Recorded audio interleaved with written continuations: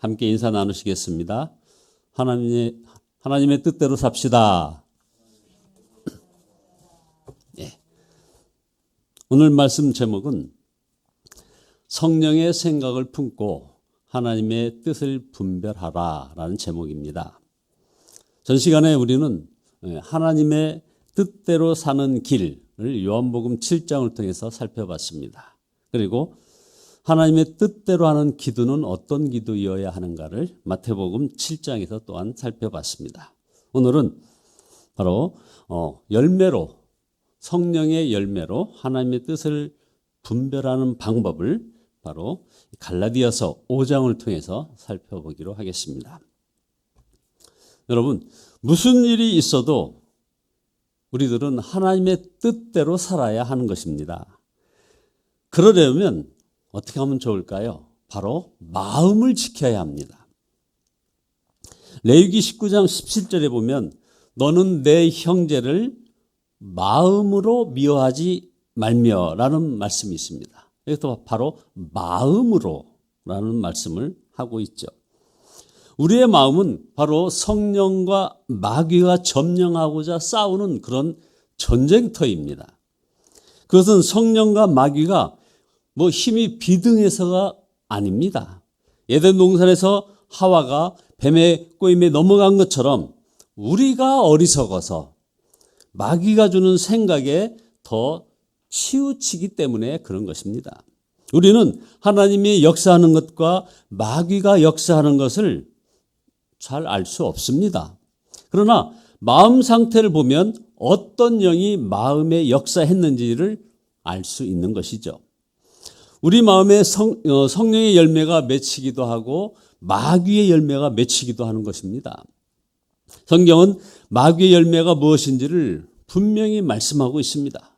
음행과 더러운 것과 호색과 우상숭배와 주술과 원수 맺는 것과 그리고 분쟁, 시기, 분냄, 당짓는 것과 분열함과 이단과 투기와 술 취함과 방탕함과 같은 것들이라고 얘기하고 있습니다. 무려 15가지 종류를 언급하고 있습니다. 이것을 보면 마귀가 역사했구나 이렇게 알 수 있는 것입니다. 그러므로 우리는 마귀가 주는 생각을 분별하지 못하고 마음에 품으면 절대 안 되는 겁니다. 우리들 마음속에 복수하고자 하는 어떤 마음, 거짓말하는 일, 분열을 일으키는 생각이 바로 마귀가 넣어주는 생각이라는 점은 너무나 당연하지 않겠습니까? 그러나 실제 이게 자기 문제가 되면 이것이 마귀가 주는 생각이구나 하고 분별하지 못한다는 데 우리의 문제가 있습니다. 분별해 주어도 인정하려고 들지 않습니다. 계속해서 자기 자신을 합리화시킵니다.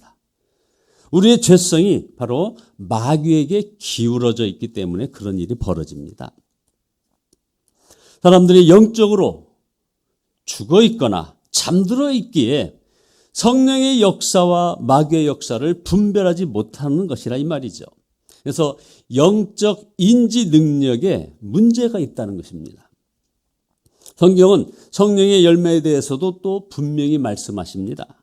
사랑과 희락과 화평과 오래 참음과 자비와 양선과 충성과 온유와 절제라고 말입니다.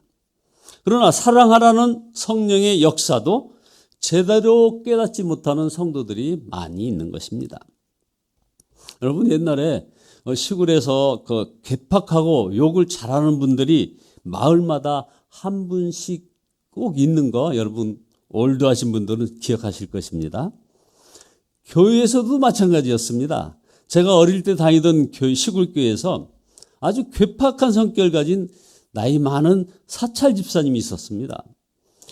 이분은 말이 너무 퉁명스럽고 교회에 와서는 막 의자 사이를 돌아다니면서 마치 귀신을 내어 쫓는다고 하면서 막 돌아다니기도 했습니다. 교인들이 그 집사님의 그런 언행을 싫어해가지고 막 고치라고 제가 어릴 때 기억이 생생합니다. 담임 목사님한테 막 요청을 합니다. 그래서 담임 목사님이 막 권면을 해도 이게 통하지 않고 계속해서 심해지는 거예요. 그래서 저는 좀 살펴봤는데 그때 문제가 교인들이 바로 그 사찰 집사님을 너무나 싫어하고 심지어 아주 미워하고 있다는 것을 보게 됐습니다. 결국 이 미움의 영이 악한 영의 역사를 더 부추기는 것이더라는 것이죠. 밥 먹으라 하면 싫어요 하죠. 공부해라 싫어요. 예배드리자 하면 싫어. 유익한 것은 다 싫습니다. 이유를 모릅니다. 그냥 그저 싫습니다.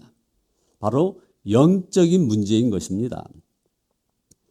갈라디아서 5장 19절에서 20절에 나오는 그 육신의 일 15가지 항목, 아까 우리가 언급한 대로 음행, 더러운 것, 호색, 우상숭배, 주술, 원수 맺는 것, 그리고 분쟁, 시기, 분냄, 당짓는 것, 분열함, 이단, 투기, 술 취함과 방탕함과 같은 것들 중에 지금 혹시 여러분들 자신을 끌고 가고 있는 것이 있다면 그 부분을 여러분들 성경에다 가로를 치고서 한번 검게 칠해 보시기 바랍니다. 마음에 마귀의 열매가 맺어지고 있음을 깨닫는 것, 이것이 중요한 것입니다. 그러면 이제 해결되는 것이죠. 마귀가 주는 생각이구나 깨달으면 그런 생각을 이제 품지 않게 되는 것입니다. 여러분, 뱀을 품을 자가 누가 있겠습니까? 안타깝게도 많은 성도들이 깨닫지 못하여 마귀의 생각을 품고 살아가고 있습니다. 어떤 남자가 혼자 집에 있게 되었는데 음란 웹사이트에 들어가서 음란 영상물을 보고 있는데 이제 현관문이 막 열리면서 아내와 자녀가 들어오는 그 소리가 막 들리더랍니다. 그런데 그 순간에 그 아내와 아이들이 집에 들어오는 것이 싫다라는 생각이 들더라는 겁니다. 그 순간 화들짝 놀랐다는 거죠. 가족들이 집에 들어오는 것이 싫어지다니. 이게 생각만 해도 아찔한 거 아니겠습니까? 마음의 소원까지 응답하시는 하나님이신데 그 소원을 이루어 주시면 어떻게 하려는 것입니까? 어릴 때부터 지금까지 보고 들은 것으로 우리 마음에 들어와서 우리를 지배하는 것, 이것이 마음에 있음이 느껴진다면 여러분 십자가 보혈로 씻어주시기를 기도해야 되는 것입니다. 우리는 또 기도만 할 것이 아니라 선포해야 합니다. 나의 옛사람은 예수님과 함께 죽었습니다 하고서 선포를 해야 되는 거죠. 갈라디아서 5장 24절에 그리스도 예수의 사람들은 육체와 함께 그 정욕과 탐심을 십자가에 못 박았느니라. 마귀의 생각에 대해 반드시 우리가 대적해야 하는 겁니다. 떠나가라. 예수의 이름으로 명하노니 사탄아 떠나갈지어다. 이 말씀을 하다 보니까 갑자기 돌아가신 이동표 집사님 얼굴이 생각났습니다. 이분이 꼭 일부 예배 시작할 때 방송을 이제 진행을 했었는데 괴팍한 성질을 막 부리는 거예요. 예배 전에 꼭 성질을 한번 부립니다. 그래서 이제 사탄아 떠나갈지어다라고 마이크에 대고 외치면은 방송실에서 씩 하고 웃었어요. 그 이동표 집사의 그 미소가 좀 그립기는 합니다. 우리는 마귀를 대적할 뿐 아니라 성령의 생각을 적극적으로 품어야 하는 것입니다.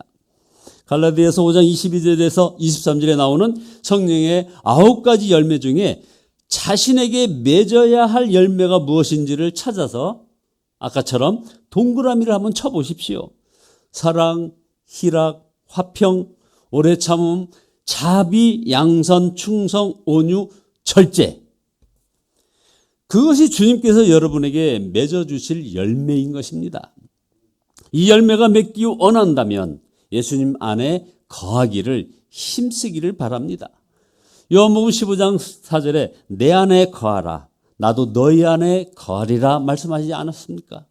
요한복음 15장 5절에도 나는 포도나무요 너희는 가지니 그가 내 안에 내가 그 안에 거하면 사람이 열매를 많이 맺나니 나를 떠나서는 너희가 아무것도 할 수 없음이라. 결국 예수님 안에 거하지 않으면 결코 성령의 열매가 맺어지지 않는 것이죠. 그래서 요한복음 15장 6절에서 사람이 내 안에 거하지 아니하면 가지처럼 밖에 버려져 마르나니 사람들이 그것을 모아다가 불에 던져 살으니라. 우리가 예수님 안에 거하기를 힘쓰면 마음에 사랑이 일어납니다. 기쁨이 일어나는 것입니다. 화평과 오래 참음과 자비와 양선과 충성과 온유와 절제도 마찬가지인 것입니다. 그러므로 성령의 열매를 맺으려고 노력하지 말고 예수님 안에 거하기를 힘써야 하는 것입니다. 혹시 예수를 믿어도 사랑도 기쁨도 없는 분, 그런 분 계십니까?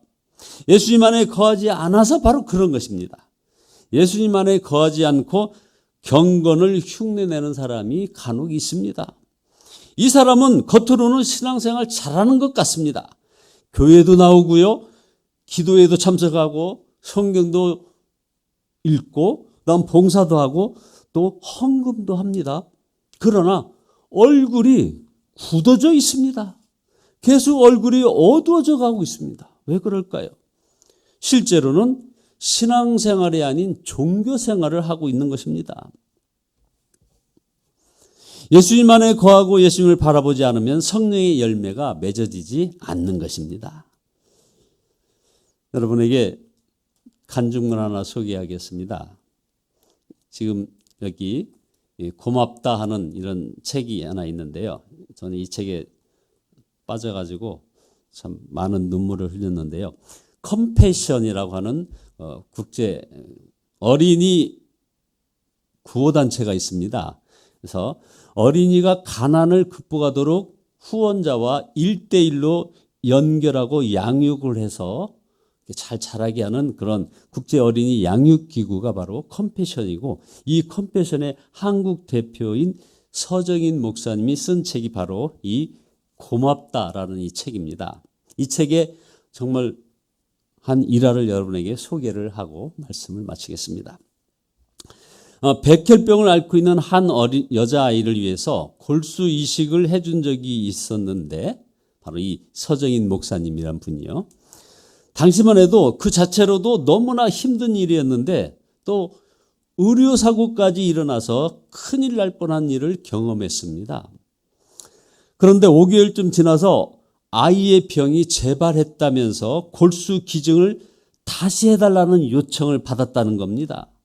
문제는 다시 이식을 해도 아이가 살 확률이 1%밖에 없고, 그리고 지난번에 그 의료사고로 인해서 자기 아내도 그리고 주위 사람들도 다 말리는 상황이 되어버렸다는 겁니다. 그래서 이젠 다시 하지 않겠다고 통보를 했지만 마음 한편에 부담감이 있어가지고 만나는 사람마다 유도 질문을 해가지고 이번에는 하지 않아도 된다는 그런 확인을 얻었다는 겁니다.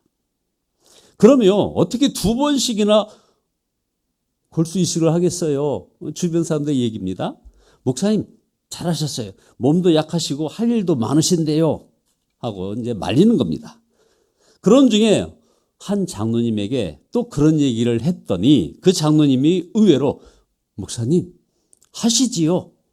이렇게 말을 하는 겁니다. 그러면서 제 큰아이가 백혈병으로 오래전에 세상을 떠났습니다. 그 아이의 부모의 심정은 말할 수 없이 힘든 것입니다. 그 아이가 살고 죽고를 떠나서 그 아이와 부모에게 하나님의 사랑을 전하는 기회가 되지 않겠습니까? 라고 말을 했다는 거예요. 그래서 그날 답답한 마음으로 하나님께 기도하는데 한 생각이 들더랍니다. 만약 그 여자아이가 내 딸이었다면 그 아이를 포기할 수 있겠는가? 설사 1%의 가능성밖에 없다고 해도 말이야. 그러면서 하나님의 말씀이 마음을 막 울리더랍니다. 그 아이는 내 거란다 하는 말씀이 막 들려오더라는 거예요. 그래서 병원과 아이의 부모에게 생각이 바뀌었다고 편지를 썼는데, 부끄러운 목사라는 그런 편지 제목으로 쓰고 그간의 자신의 마음과 그 상황을 솔직하게 적었다는 거예요. 그래서 하나님의 마음에 항복했기에 골수 이식을 한다고 했다는 겁니다. 편지를 쓰면서 이제 막 눈물이 왈칵 쏟아졌다는 거죠. 딸아이의 생명을 놓고 그 부모가 얼마나 애간장이 녹았을지를 그것이 느껴졌다는 거예요. 그래서 편지 말미에 이렇게 썼다는 겁니다. 예수님께 매달립시다. 아이가 죽고 사는 것은 하나님이 정하셨다고 믿습니다. 우리 예수님을 붙잡읍시다 하고 편지를 보냈더니 그 아이 어머니가 답장이 왔어요. 5장의 긴 편지였는데 장마다 눈물이 떨어진 흔적이 보였다는 거죠. 한 번도 아니고 2번씩이나 골수이식을 해 주셔서 감사합니다. 딸애가 무균실에서 너무 고통스러워하고 있어서 감사의 편지를 쓸 겨를도 없었습니다. 저도 목사님이 얘기하는 그 예수님이 누군지는 모르지만 매달리겠습니다. 기도하겠습니다. 이런 답신이 왔다는 겁니다. 결국 그 아이는 건강을 되찾았고 온 가족이 교회에 다니고 있고 그리고 그 아이의 아버지도 다른 아이에게 골수이식을 해줬다는 것입니다. 그래서 이 서정인 목사님이 고맙다 하시는 하나님의 음성을 들으셨다는 거예요. 하나님께서 고맙다라는 말씀을 들었다는 거죠. 그의 간증문은 여기서 끝이 납니다. 우리가 하나님의 뜻을 알고 순종하도록 예수님 안에 거하고 주님이 우리 안에 거하시는 은혜를 누리게 하시니 우리가 감사해야 하는 것이 당연한데 오히려 하나님께서 고맙다고 하신다는 것입니다. 저는 이 간증을 읽으면서 우리가 하나님의 뜻을 찾아가는 과정에서 마음이 얼마나 중요한 역할을 하는지를 깨달았습니다. 마음을 지키며 성령을 따라 사는 것을 힘들다, 바쁘다, 안 된다 하지 말아야 한다는 것이죠. 영적으로도 마찬가지입니다. 여러분 무슨 일이 있어도 주님 안에 거해야 하는 것입니다. 육신을 따라 살던 사람에게는 처음에는 힘들게 느껴지지만 반드시 말할 수 없는 자유를 누리게 되는 것입니다. 아버지 손잡고 사랑하는 사람 손잡고 걷고 이야기하며 교제하는 그런 기쁨을 알게 되는 것입니다. 그리고 반드시 하나님의 뜻대로 살게 되는 것입니다. 이런 은혜가 충만하게 임하시는 우리 예수님께 성도들 모두 되시기를 예수 그리스도의 이름으로 축원합니다. 기도하시겠습니다.